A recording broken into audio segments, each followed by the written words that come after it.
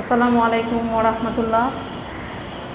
Rotary student কলেজে অধ্যয়নরত দশম শ্রেণীর শিক্ষার্থীরা, আশা করি তোমরা সবাই ভালো আছো। তোমরা এই মহামারীর সময়ে স্বাস্থ্যবিধি মেনেই বাসায় অবস্থান করছো, আশা করব তোমাদের কাছ থেকে। তো আসলে এরপরেও কিন্তু এত সমস্যার পরেও কিন্তু পড়ালেখাটা আসলে পুরোপুরি বন্ধ রাখা যাবে না।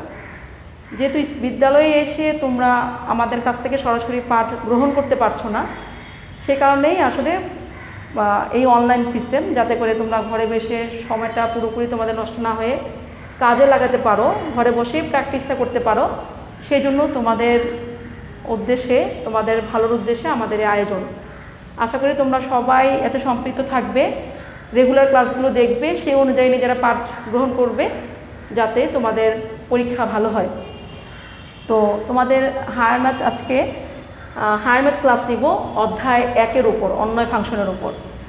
তো তোমরা যেহেতু এসএসসি পরীক্ষার্থী, তো তোমাদের ক্লাস 10 যারা আছো, তোমাদের সামনে টেস্ট পরীক্ষা, যদি আল্লাহ ভাগ্যে রাখেন তাহলে হয়তো এই বছরই হবে। তো তারপরে তোমাদের যে প্রস্তুতি নিতে হবে, তো সেই জন্য তোমাদের মূল বইটা এতদিনে শেষ হয়ে গেছে। মূল বইটা শেষ হয়ে যাওয়ার পর তোমাদের আসলে বোর্ডে কী ধরনের প্রশ্ন আসে বা কোন প্রশ্নগুলো তুমি সলভ করলে তোমার নমুনা প্রশ্ন সম্পর্কে ভালো ধারণা নিজের মধ্যে আসবে এবং নিজের সমস্যাগুলো সমাধান করতে পারবে, সেই জন্য তোমরা সাধারণত টেস্ট পেপারটা সলভ করো। তো আজকে সেই এক অধ্যায় অন্বয় ফাংশনের উপর তোমাদের একটা সৃজনশীল আমি করাবো। ঢাকা বোর্ড 2019 সালে আসছে, এরকম একটা প্রশ্ন তোমাদের সলভ করাবো। এই রকম প্রশ্ন এটা করার পর তুমি দেখবা যে বোর্ডে আর কোন কোন বোর্ডে কোন কোন সালে এই টাইপের প্রশ্ন আসছে। দেখবা অনেক কোনো প্রশ্নে তুমি সেম পাবা না, কিন্তু ধরনটা একই রকম হবে, কাজগুলো একই রকমের হবে, মানগুলা সেম হবে না। তো একই রকমের যদি মানগুলা না হয়ে ধরনটা এক হয়, তাহলে তুমি নিজে নিজে প্র্যাকটিস করেও অনেকগুলা সলভ করতে পারবে। তাহলে আমরা আজকে শুরু করি। দেখো কোশ্চেনটা দেখো, একটা সেট দেয়া আছে বি, তার উপাদান সংখ্যা হচ্ছে এক্স, যেখানে এক্স হচ্ছে কি পূর্ণ সংখ্যা, এবং এর পূর্ণ সংখ্যা আমরা জানি পূর্ণ সংখ্যা হচ্ছে ধনাত্মক হতে পারে, ঋণাত্মক হতে পারে, শূন্য সহ সব ধনাত্মক ঋণাত্মক মান নিয়ে হচ্ছে পূর্ণ সংখ্যা সেট। তো এমন সব পূর্ণ সংখ্যা নেব যাদেরকে স্কোয়ার করলে 5 থেকে ছোট হয়।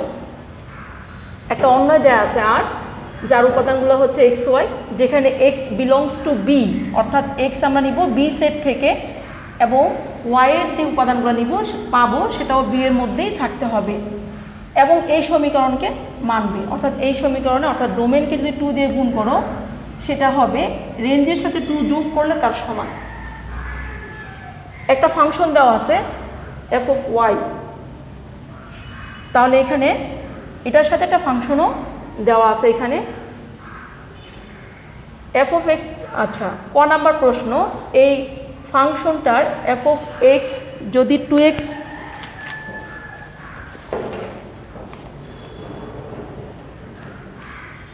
আচ্ছা একটা এক্সট্রা একটা ফাংশন, যেই ফাংশনটার ডোমেন বের করতে হবে, ক নাম্বার প্রশ্ন। খ নাম্বার প্রশ্ন হচ্ছে, তুমি এখানে যে আর অন্যয়টি দেওয়া আছে তাকে তুমি তালিকা পদ্ধতিতে প্রকাশ করবে। এটা গঠন পদ্ধতিতে আছে। প্রকাশ করার পর এই অন্যয়টা ফাংশন হবে কি না তোমাকে দেখাতে হবে। তালিকা প্রকাশ করার পর দেখাবা এই অন্যয়টা ফাংশন হবে কি না। আর গ নাম্বার প্রশ্ন দেখো, এটাকে ভাগ দিতে হবে ওয়াই মাইনাস এস দিয়ে এবং ওয়াই মাইনাস টি দিয়ে। ভাগশেষ যদি একই হয় তবে এই সমীকরণটা তোমাকে বের করতে হবে। এটা হচ্ছে অধ্যায় 2 থেকে দিয়েছে, কিন্তু ইম্পর্টেন্ট প্রশ্নটা, অনেকগুলো বোর্ডে তুমি দেখবে যে এই প্রশ্নটা আসছে। তাহলে আমরা শুরু করি। ক নাম্বার প্রশ্ন দেখো, এর সমাধান দেখো, দেওয়া আছে F of X equal to 2x by root over 1 minus 3x। আমরা যে ডোমেন নির্ণয় করব, অর্থাৎ এক্সের মান নিব, এমন মান নিব যেন ফাংশনটা বাস্তব হয়। আমরা জানি ভগ্নাংশের নিচে যদি 0 হয় সেটা একটা অনির্ণয় আকার বা অসংজ্ঞায়িত আকার। তাহলে 0 হবে না, নিচে 0 আসবে না, এক্সের মান বসালে এমন মান নিতে হবে। তাহলে আমরা লিখি এফ এক্স ফাংশনটি বাস্তব হবে যদি রুটের ভিতরে যে মানটা আছে 1 মাইনাস 3x, এটা 0 থেকে বড় হবে। ইকুয়াল 0 হতে পারছে না কেন? ভগ্নাংশ, সেজন্য। আর শূন্য থেকে ছোট হতে পারবে না কেন? যেহেতু বর্গমূল আছে, শূন্য থেকে ছোট আসলে এই পুরোটার মান কি হবে? মাইনাস আসবে। আমরা জানি রুটের ভিতরে মাইনাস মান হচ্ছে অবাস্তব মান, সে কারণে নিচের যে রাশিটা আছে তার মান অবশ্যই শূন্য থেকে বড় হতে হবে। তাহলে বর্গমূলে বসালে আমরা একটা পজিটিভ মান পাবো এবং সেটা ভগ্নাংশের নিচে বসলেও অসংজ্ঞায়িত আসবে না। তাহলে 1 গ্রেটার দেন 3x বা 1/3 গ্রেটার দেন x, তার মানে কি x লেস দেন 1/3। তাহলে আমরা এটাকে সেট আকারে লিখতে পারি। সুতরাং domain f equal to x such that x যে কোনো বাস্তব সংখ্যা নিতে পারবো, তবে 1/3 অপেক্ষা ছোট।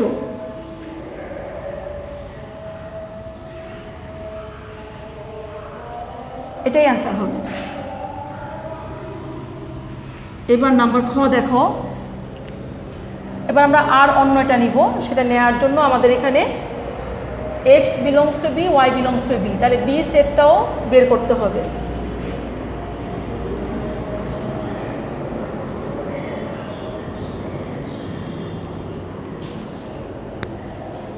x belongs to b, y belongs to b এবং 2x equal to y plus 2, এই হচ্ছে আমাদের অন্য। b সেটে কি আছে? x সাজ দ্যাট x পূর্ণ সংখ্যা এবং এমন সব পূর্ণ সংখ্যা যাদেরকে স্কোয়ার করলে 5 থেকে ছোট হবে। তাহলে আমরা এটাকে ভেঙে আগে এই সেটটা বের করব, কারণ এই সেটটা না হলে আমরা আর অন্যের ডোমেনকে পাবো না, রেঞ্জকে পাবো না। ডোমেন না পেলে রেঞ্জ পাবো না। তাহলে আমরা জানি যে পূর্ণ সংখ্যার সেট জেড দিয়ে প্রকাশ করা হয়,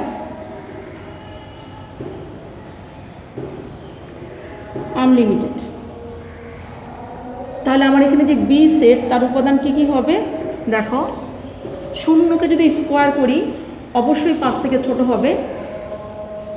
-1 + 1 দুইটাকে স্কোয়ার করলে কি হবে? 5 থেকে ছোট হবে। -2 -3 +2 দুইটাকে স্কোয়ার করলে অবশ্যই 5 থেকে ছোট হবে, কিন্তু 3কে স্কোয়ার করলে কিন্তু 5 থেকে বড় হবে। তাহলে আমরা 3 নিতে পারছি না, -3ও নিতে পারছি না, কারণ মাইনাস হলেও স্কোয়ারের কারণে সেটা প্লাস হয়ে যাবে। তাহলে কি কি আসবে? -2 -1 0 1 2। এখন আমরা x নিব কোত্থেকে? বি সেট থেকে। তাহলে আমাদের সমীকরণটা কি ছিল? এখানে একটা সমীকরণ দেওয়া আছে, এখান থেকে আমরা রেঞ্জ বের করে নিব।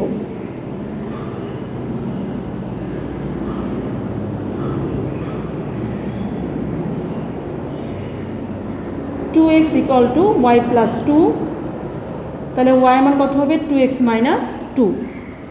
তাহলে আমরা প্রত্যেকটা x নিব থেকে b থেকে। এই x এর জন্য y এর মান নির্ণয় করব।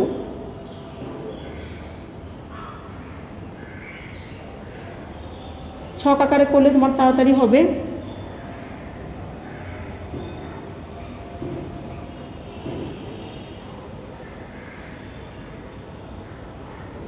x এর মান বসিয়ে y এর মান বের করব। x এর মান কত নিব? x belongs to b। b সেটের উপাদানগুলো হচ্ছে ডোমেন -2 -1 0 1 2। দেখো যদি আমরা এখানে -2 বসাই, -2 আর 2 আর -2 গুণ করলে কি? -4 -2 মিলে হচ্ছে -6। -1 যদি বসাই এখানে তাহলে হবে -4, 0 বসাইলে হবে -2, 1 বসাইলে 0, 2 বসাইলে 2। আমার কিন্তু এখানে অন্যই বলা আছে যে আমি x নিব থেকে দেখো বি সেট থেকে। নেয়ার পর যে y এর মান পাবো সেটাও অবশ্যই বিলংস টু বি হইতে হবে, কিন্তু এখানে y এর কোনটা কোনটা বি এর মধ্যে নেই? -6 নেই আর -4 নেই। যেহেতু -6 -4 নট বিলংস টু বি,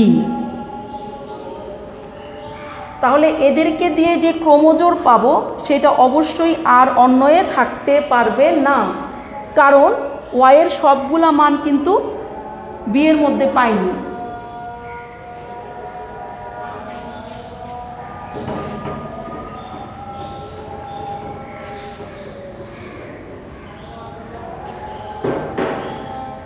দেখো তাহলে আমরা বাকি অংশ এখানে লিখছি। তাহলে -6 জন্য যে ক্রোমোজোর আসবে -2 -6 এবং -1 -4 নট বিলংস টু আর। তাহলে আর অন্যের উপাদান কি হবে দেখো, এই দুইটা জোড় বাদ দিয়ে, অর্থাৎ এটা আসবে না, এইটা আসবে না, তাহলে আসবে কি কি, বাকি যে তিনটা জোড় আছে 0 -2 1 0 2 আর হচ্ছে 2। তাহলে আমার আর অন্যকে আমরা তালিকা পদ্ধতিতে প্রকাশ করে ফেললাম। প্রশ্ন হলো তালিকা পদ্ধতিতে প্রকাশ করে অন্যটি ফাংশন কিনা নির্ধারণ করো। তাহলে অন্যটা ফাংশন হওয়ার জন্য প্রথম উপাদানটা দেখো কোথাও রিপিট হয়নি, তাহলে এটা অবশ্যই একটা ফাংশন। তাহলে আমরা লিখব আর অন্যয়ে একই প্রথম উপাদান বিশিষ্ট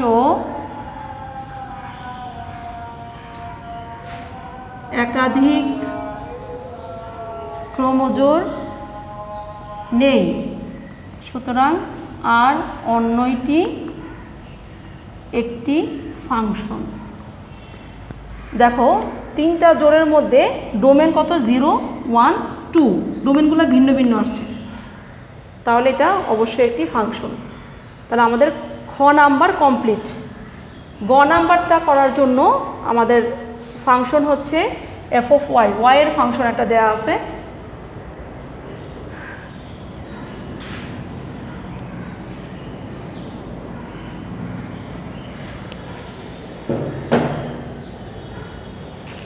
খেয়াল করো গ নাম্বার এখানে দেওয়া আছে যে f(y), function of y equal to y cube minus 3y square plus 5y minus 9। তোমাদের অধ্যায় 2-এ উৎপাদকের কাজ আছে, উৎপাদক উপপাদ্য আছে, ভাগশেষ উপপাদ্য আছে। তো আমাদের এখানে ভাগশেষ উপপাদ্যটা প্রয়োজন হবে। দেখো f(y) কে প্রথমে কি দিয়ে ভাগ দিব, y মাইনাস s দ্বারা ভাগ করলে ভাগশেষ হবে, ভাগশেষ উপপাদ্য অনুযায়ী কি হবে, y এর স্থলে s হবে, মানে y কে রিপ্লেস করব s দিয়ে, f(s). তাহলে f(s) কত হবে, s³ minus 3s square plus 5s minus 9। যদি আমরা এটাকে আবার একটা ভাজক দিয়ে ভাগ করতে হবে, সেটা কি, y মাইনাস t। আবার f(y) কে y মাইনাস t দ্বারা একই কাজ হবে, ভাগশেষ উপপাদ্য অনুযায়ী ভাগ করলে ভাগশেষ হবে f(t). আমরা এবার ভাগ দিচ্ছি y মাইনাস t দিয়ে, এখানে y মাইনাস s দিয়ে ভাগ দেওয়ার কারণে ভাগশেষ হয়েছিল f(s). ঠিক একই কাজ হবে এখন, যে যদি y মাইনাস t দিয়ে ভাগ দেই তাহলে ভাগশেষ হবে f(t). তাহলে f(t) কত হবে দেখো, y কে t দ্বারা রিপ্লেস করলে t³ minus 3t square plus 5t minus 9। তোমার প্রশ্নে বলে দিয়েছে যে ভাগশেষ কেমন হবে, ভাগ করলে ভাগশেষ একই ভাগশেষ পাওয়া যাবে, মানে দুটো সমান হবে।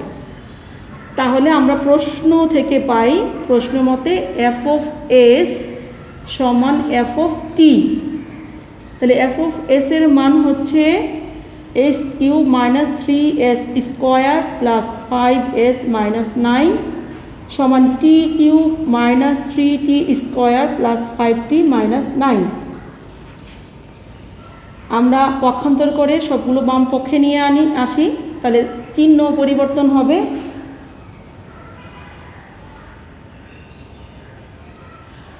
তারপর দেখো 9 প্লাস আর মাইনাস চলে যাবে। আচ্ছা সরি, এখানে এস কিউব ছিল। আচ্ছা, আমরা কিউবের সাথে কিউব পাশাপাশি রাখি, যে S cube minus T cube. আচ্ছা, এখানে এস ছিল,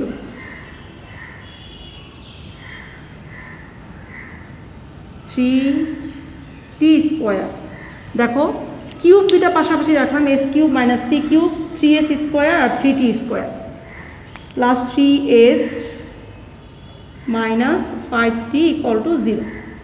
আচ্ছা, এখন প্রথম দুটাকে যদি আমরা উৎপাদকের সূত্র করি, এ কিউব মাইনাস বি কিউবের, তাহলে কী হবে? এ minus B into A square plus A B plus B square. আমরা মুখে সূত্র বলবো, আর এখানে যে পদগুলো আছে সেখানে সেগুলো বসিয়ে দিব। এই দুইটার মধ্যে যদি আমি 3 কমন নেই, মাইনাস 3, তাহলে এস স্কোয়ার মাইনাস টি স্কোয়ার। পরের দুইটার মধ্যে যদি 3 কমন নেই, আচ্ছা